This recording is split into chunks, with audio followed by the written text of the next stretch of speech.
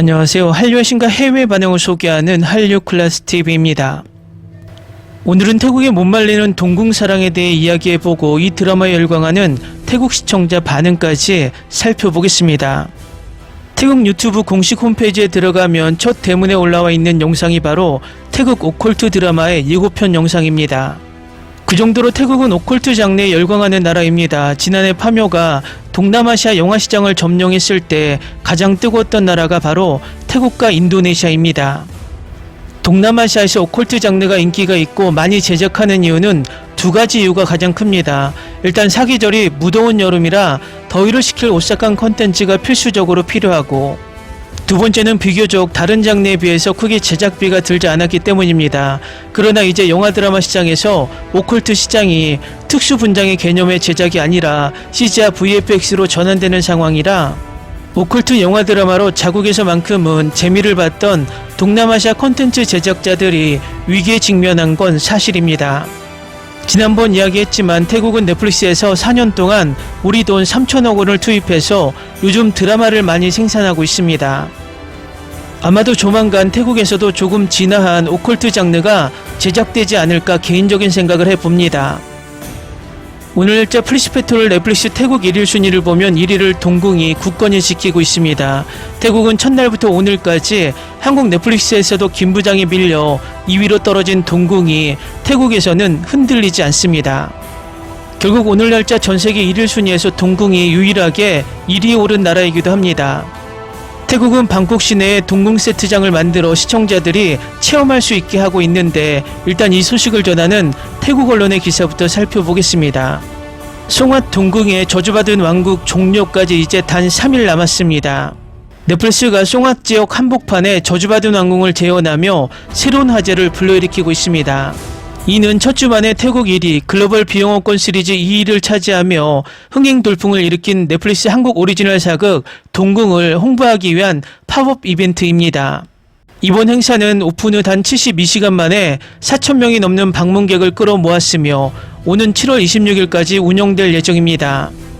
동궁은 악기를 쫓는 테마사 구천과 귀신의 목소리를 듣는 궁녀 생강이 왕궁의 부름을 받아 30년 동안 이어진 저주에 얽힌 비밀을 파헤치는 이야기입니다. 이번 팝업 행사장에서는 작품 속 핵심 장소들이 완벽하게 재현되었습니다.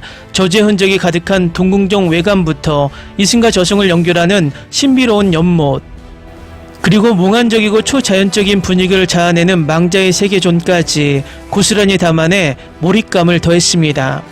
다음은 동궁 넷플릭스 1위 시리즈라는 제목의 태국 언론의 기사를 살펴보겠습니다. 한국 사극 특유의 오컬트 및 크리처 요소가 태국 시청자들이 열광하는 샤머니즘 정서와 맞물리면서 흥행의 시너지를 낸 것으로 풀이됩니다.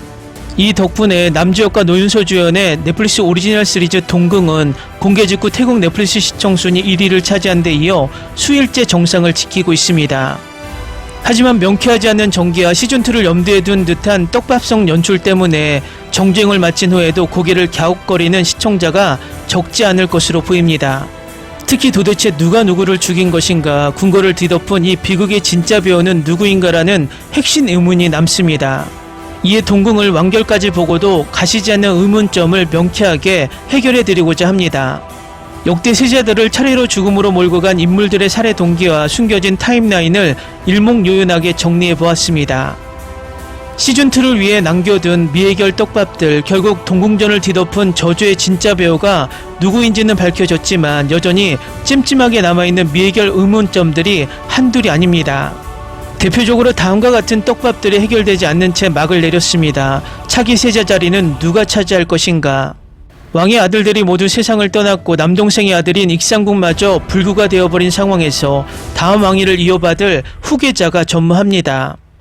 만악의 근본인 왕은 왜 아무런 처벌도 받지 않는가? 이 모든 비극과 악행을 배후에서 조종한 장본인인 왕은 왕자에서 쫓겨나기는커녕 여전히 건재하게 자리를 지키고 있습니다. 9천년 후에 죽지 않았으며 그의 정체는 인간인가 귀신인가? 기묘의 눈을 손에 넣은 뒤 도대체 태초의 기묘와 어떤 계약을 맺었기에 세자 귀신에 맞설 강력한 인가 무기를 얻게 된 것일까? 게다가 결말 부분에서 왜 쇠사슬에 묶인 채 궁궐에 종속되어 버린 것인지 의문입니다. 다음은 동궁에 열광하는 태국 시청자 반응입니다. 시즌2가 나올까요? 마지막에 사슬이 주인공을 따라갔잖아요. 시즌2가 나온다면 꼭 기다릴게요. 특히 귀엽고 작은 요정 깨목살이 때문에요. 드라마 속 저주를 파헤치고 악기를 다루는 방식이 태국 전통 훅주술인 속이나 미세를 다루는 영화들을 연출하는 방식과 매우 닮아 있어서 몰입이 잘 됩니다. 특히 어두운 방 궁궐 구석에서 이루어지는 비밀스러운 의식들이 태국의 외딴 시골 마을에서 행해지는 금기된 의식들을 떠올리게 만들어 보는 내내 긴장감을 늦출 수 없었습니다. 한국 사극 특유의 웅장함 속에 이런 음산한 주술 요소가 섞이니 신선한 공포로 다가옵니다. 태국 오컬트 영화들은 보통 어둡고 칙칙한 톤을 써서 귀신을 표현하는데 동궁은 연계를 붉은색과 노란색의 강렬한 원색 대비로 시각화한 점이 매우 인상적입니다. 불교적 지옥관을 가진 우리 태국인들에게도 이 저승의 비주얼은 익숙하면서도 예술적으로 진화된 공포를 선사합니다. 귀신들의 세상이 이렇게 화려하면서도 기괴할 수 있다는 점에서 한국의 연출력에 다시 한번 감탄하게 되었습니다. 여주인공 생강이 귀신의 소리를 듣고 소통하는 능력은 태국 북동부 이산 지역의 무속신앙인 피파를 자연스럽게 연상시킵니다. 태국인들에게 영혼의 목소리를 듣는 영매의 존재가 매우 친숙한 문화적 코드이기 때문에 작품의 설정이 낯설지 않았습니다. 한국의 무속신앙과 태국의 정령신앙이 가진 묘한 공통점을 발견하는 재미가 쏠쏠한 드라마입니다.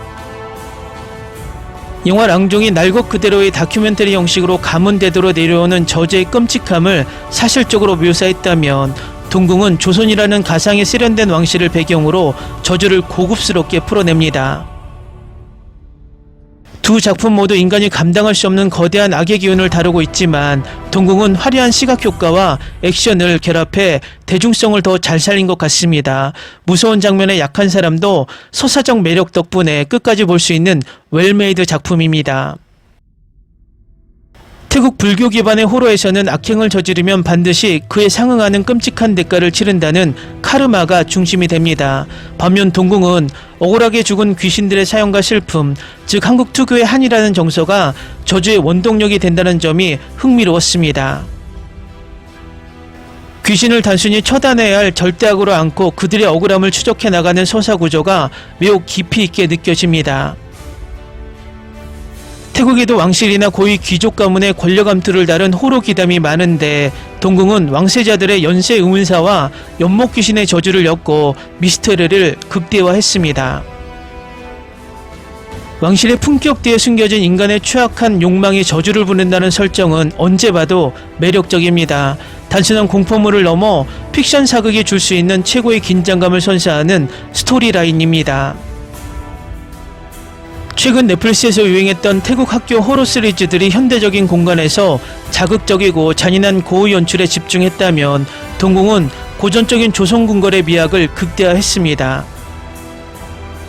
비주얼이 고풍스럽고 우아하다 보니 잔인한 장면이 나와도 불쾌하기보다는 하나의 거대한 잔혹동화를 보는 듯한 느낌을 줍니다. 시각적 완성도와 CG 퀄리티 면에서 자본의 차이가 확실히 느껴지는 대작입니다.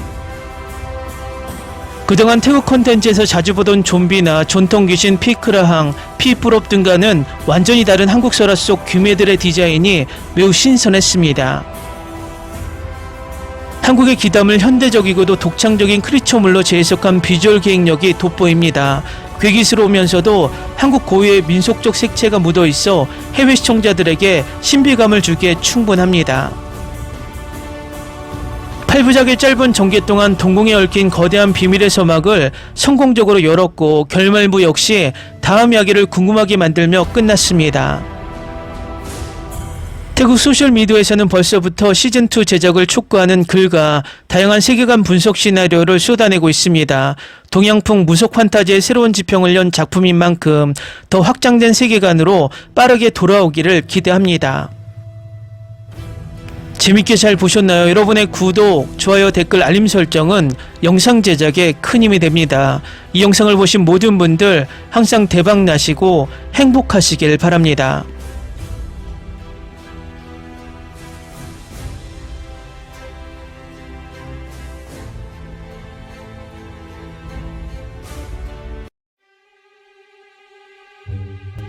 ¿Qué se te ocurra? Olvida el ganso y los tomates. No hables de las ballenas. No es un acuario. No actúes como tonta. Que eras una genio. ¿Sí? No vayas a presumir, a la gente no le gusta eso. Y no digas cosas sin sentido. Y bueno, ¿terminamos? Hasta pronto. Abogada, tengo mucha curiosidad por conocerla.